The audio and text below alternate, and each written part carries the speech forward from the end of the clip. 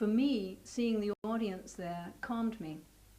I thought, you know, we're here, we've got something very special to give you, and we want so much for you to enjoy it. And after the first night, it was obvious that we did have something special, and they were enjoying it, and we were flying.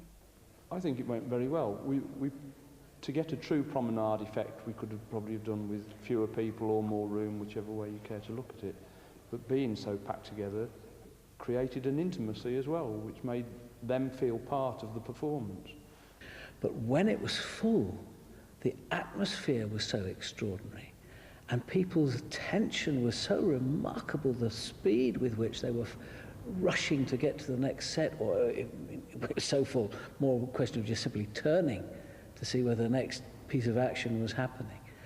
And I got such a clear indication I did of how rapt they were. I had to fight my way through people very often because they were just too involved to notice me. And what was brilliant, of course, that even when I did fight my way through people, I wasn't actually curtailing their involvement at all. They just stayed with it, and I became just a part of it as much as anything else. We had to do a dance scene, and we started off kneeling on the floor, and there was a chap in the audience who was stood with his feet inches from my legs the whole time, even though we were trying to move and dance, and it was quite tempting just to elbow him in the chest, but it would have been rather out of role, so I resisted.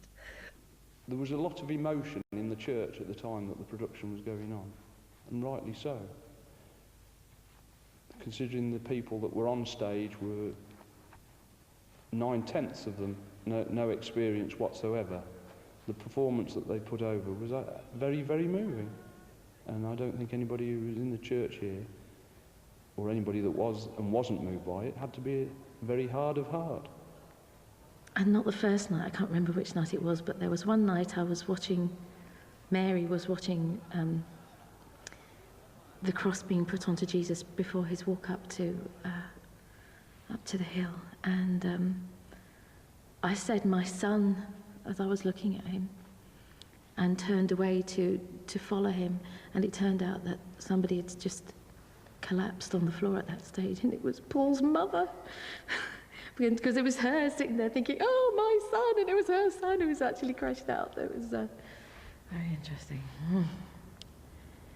And we all joked, didn't we, ahead of time? We said, "Oh, what if all the power goes down?" And we thought, "Oh, Josh, how funny, yes.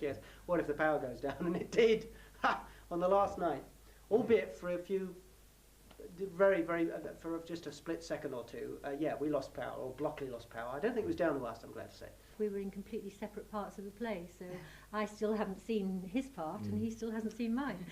I didn't expect to be touched by the performance to any great degree because of my concentration on the technical aspects of what was going on.